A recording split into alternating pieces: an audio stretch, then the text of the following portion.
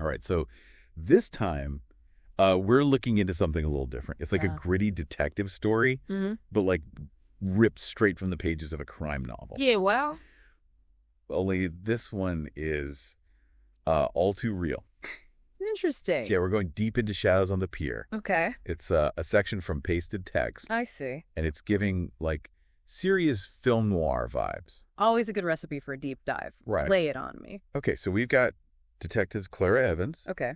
and Liam Hart. Right. Clara's is like our seasoned veteran. Uh-huh. She knows the city's underbelly like the back of her hand. Yeah.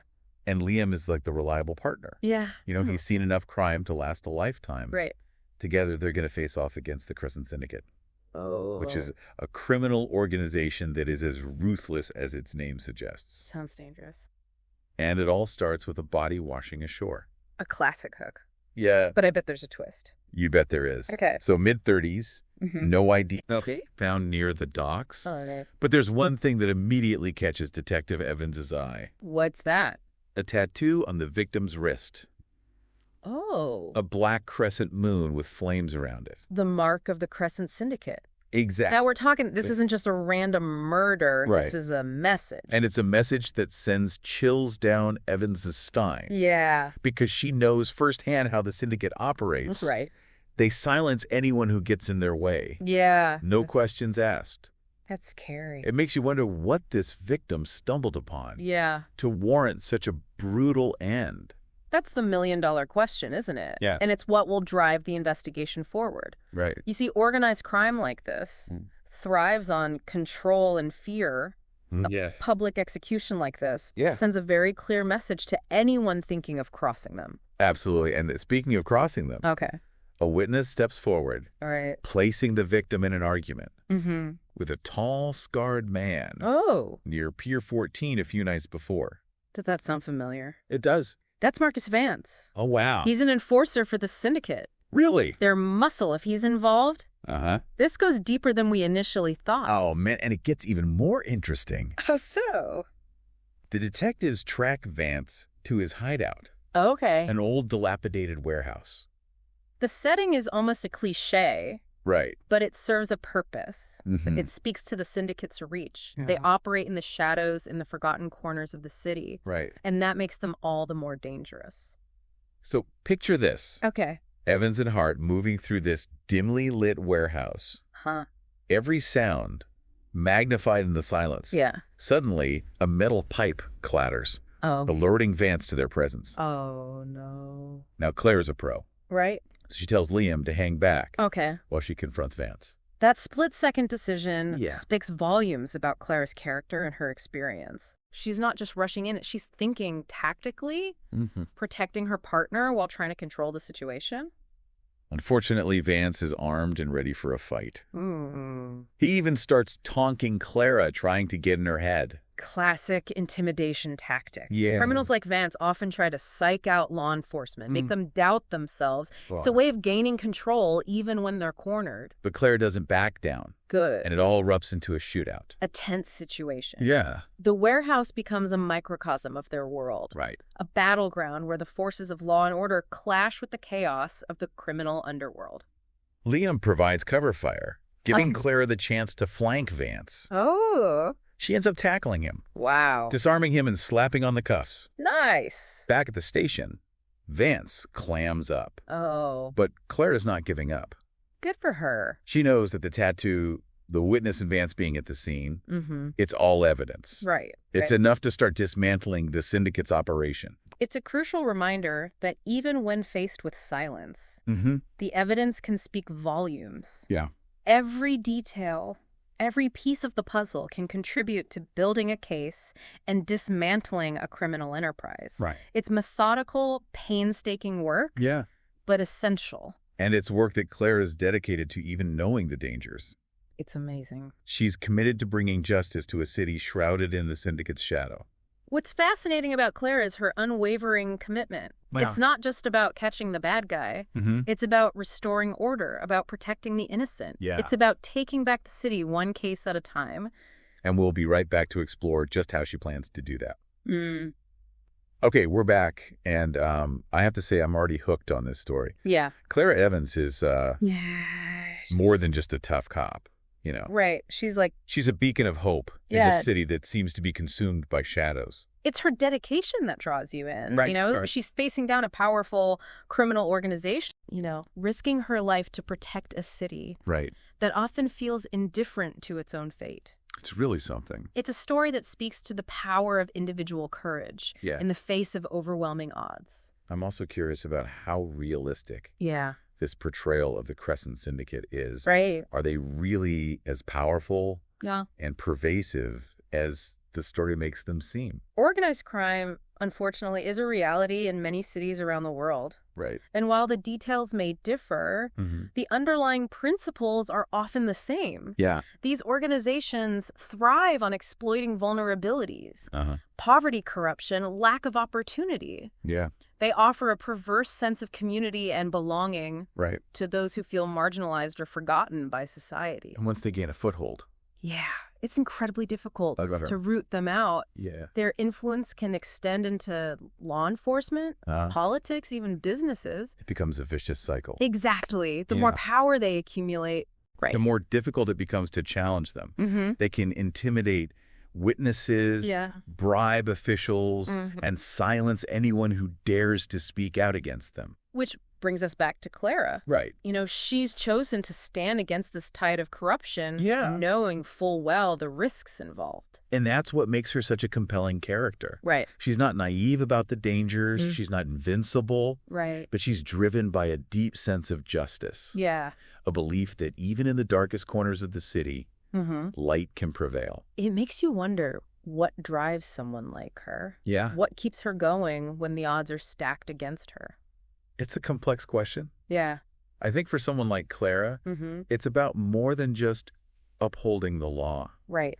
It's about protecting the innocent, Yeah. about restoring a sense of order Right. to a world that can often feel chaotic and unjust. It's about reclaiming the city from those who would exploit it for their own gain. Yeah. Right. And, you know, it's interesting that you bring up the city. Yeah. Because the setting plays such a crucial role in this story. Absolutely. You know, the fog, the darkness, the dilapidated buildings, it all creates a palpable sense of unease. Yeah. Like a feeling that danger lurks around every corner. The city becomes a character in its own right. Right. A reflection of the moral decay that the syndicate represents. The fog, for example, is more than just a weather phenomenon. Right. It symbolizes the obscurity. Yeah. The difficulty of seeing clearly, of separating truth from lies. And yet, amidst all this darkness, there are glimmers of hope. People like Clara, who refuse to give up, who continue to fight for what they believe in, even when it seems like a losing battle. Those glimmers of hope are what make stories like this so powerful. Absolutely. They remind us that even in the face of overwhelming adversity, individual actions can make a difference. It's about finding the courage to stand up for what's right, even when it's difficult, even when it seems impossible. Makes you think about your own life, your own community. Right. What are the shadows that we need to confront? That's a good question. What are the injustices that we need to fight against? Those are important questions. Yeah. And they're not always easy to answer. Right. But simply asking them is a start. Yeah. By acknowledging the darkness, by shining a light on the problems. Right. We can begin to find solutions. Yeah. We can start conversations, mobilize our communities, and hold those in power accountable. We often talk about the importance of knowledge and awareness in these deep dives. Absolutely. And I think this story underscores that point perfectly. I think so, too. By understanding the realities of organized crime, its impact on communities, and the challenges of fighting it, we can become more engaged citizens, more active participants in shaping a better future. Knowledge is indeed power. Right. It allows us to see the world more clearly, to understand the forces at play, and to make informed decisions. Yeah. It empowers us to act, to advocate for change, and to stand up for what we believe in. So as we move towards the conclusion of this story, let's keep that in mind. Let's think about the lessons we can learn, the actions we can take, and the impact we can have on our own communities. I agree. We may not all be detectives facing down criminal syndicates, but we can all play a role in building a more just an equitable society. And who knows, maybe in doing so, we can inspire others to join the fight. And we'll be right back. Okay. After a quick word from our sponsors. All right. To delve into those very questions. All right, so we're back, and I'm still thinking about, Detective Evans. Yeah. And how she's fighting for justice in a city. That seems to be losing its grip on it. Mm-hmm. It's a fictional story, sure. Right. But it raises a lot of questions about the real world. Yeah. Like, what can we do when faced with these seemingly insurmountable problems? That's the core of it, isn't it? Yeah. We can feel so overwhelmed by the size of these issues. Right. But Shadows on the Pier, it reminds us that it's the small acts of courage, of integrity that start to chip away at the darkness. So let's get practical. What are some things our listener can do? Okay. Inspired by Detective Evans, even if it's not tackling organized crime head on? Well, first, awareness. Okay. We've touched on this, but Evans's story wouldn't exist without her deep understanding of her city. Right. Paying attention to what's happening in our own communities. The signs of trouble, that's where it begins. It's like that saying, sunlight is the best disinfectant. Exactly. The more we bring things into the open, the less power the shadows have. Right, and then there's action. It doesn't have to be heroic. Right. Single-handedly taking down a crime ring, supporting local organizations fighting for justice, speaking up against injustice. Yeah. Even in small ways, these all contribute. It's easy to feel powerless against these huge problems. Right. But thinking about Evans's persistence, her methodical approach to gathering evidence, that gives me like a different perspective. I see that. Change doesn't always happen in like a dramatic shootout. Right. Sometimes it's the slow, steady accumulation of pressure. And don't underestimate the power of simply talking about these things. Right. Evans and her partner. Yeah. Their conversations were key to their investigation, sharing what we've learned, engaging others in thoughtful discussion. Yeah. That's how awareness spreads. This has been a real eye-opener for me. I agree. I went into this thinking it was just like a cool detective story. Right. But now I see it as like a call to action, a reminder that we all have a role to play in building a better, safer world. That's the power of stories, isn't it? Yeah. They can entertain, yes, but they can also spark reflection and change. Right. What stands out to you from this deep dive? Well, for me, it's that image of Detective Evans. Yeah.